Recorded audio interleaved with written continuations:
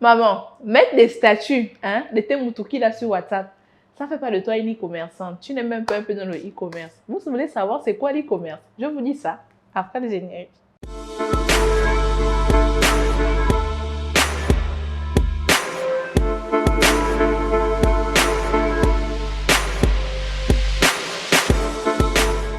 Hello tout le monde, c'est Ocharis, ta blogueuse préférée et bien évidemment la blogueuse préférée de ta blogueuse préférée. Avant de continuer à regarder, n'oublie surtout pas de commenter, liker et partager et de t'abonner à Gestor Media. Aujourd'hui, on va parler d'e-commerce. Par définition, l'e-commerce, c'est le fait de vendre sur des plateformes connectées telles que les applications, des sites web ou alors des marketplaces. Donc, ça n'a rien à voir avec les statuts WhatsApp ou les groupes de vente Facebook. Je vais d'abord vous donner les spécificités du e-commerce et ensuite on va faire une sorte de point pour savoir pourquoi l'e-commerce est un peu stagnant au Gabon.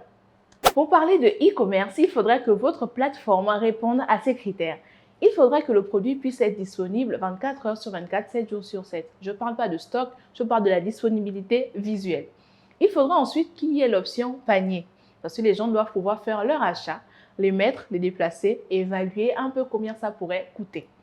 Ensuite, il faudrait que vous ayez un service de livraison et aussi un moyen de paiement, mobile monnaie ou banking. C'est à vous de choisir. Il y a ceux qui sont entrepreneurs qui mettent la crypto-monnaie. Mais bon, on n'en est pas là. Donc, si votre site répond à ces critères, alors oui, vous êtes un e-commerçant. En local, on a l'exemple du distributeur 2.0, Balou Market ou Olatano Market. Avoir une plateforme connectée pour faire du e-commerce, site, application, marketplace, c'est chic. Mais la faire tourner, c'est un casse-tête.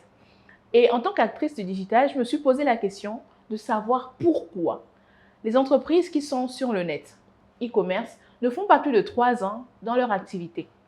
Alors, bien que Gistore ait de beaux jours parce qu'ils ont pensé le plan, il y a d'autres entreprises qui ne comprennent carrément pas c'est quoi l'univers digital, comment fonctionner, c'est quoi une stratégie. Et donc, je vais vous donner 3 points que j'ai remarqués qui font en sorte que les entreprises n'arrivent pas à durer sur le marché. En numéro 1, on va parler de la maintenance des sites Internet. Parce que c'est bien d'avoir un site, mais il faudrait quelqu'un qui gère les stocks, qui voit les mises à jour à faire et qui puisse rendre la plateforme optimale. La plupart ici, ils créent juste le site Internet et puis bon, article 15, débrouillez-vous et le vendeur et l'acheteur. En numéro 2, on va parler de l'interface. C'est bien beau d'avoir un site Internet, oui, il est achalandé, mais est-ce que c'est beau? Parce que oui, quand les gens viennent sur le site Internet, ils doivent durer. Ils doivent voir en fait les produits. Ça doit être ergonomique. Ergonomique, c'est-à-dire facile à utiliser. On se répare vite. Mais quand vous faites un truc chinois, on ne comprend rien. On ne sait même pas où est l'accueil. Le panier est où. Toi-même, tu es là devant l'écran. Tu te débrouilles. L'article aussi se débrouille. Ça ne donne pas envie de rester. Ce qui fait en sorte que ça ne génère pas assez de profit pour faire en sorte que l'entreprise devienne pérenne.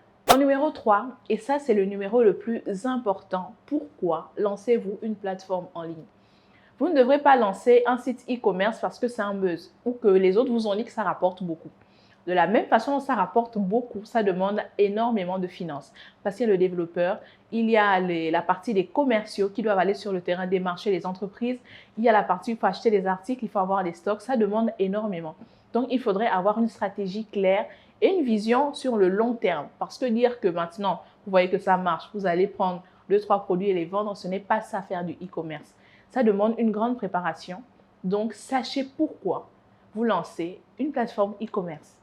En conclusion, si vous vous lancez dans l'e-commerce, faites tout pour ne pas apparaître sur 1,8 million de consommateurs avec « Oh non, ça bug », hashtag réclamation. Ce n'est pas bon pour votre entreprise. La réputation, c'est très important.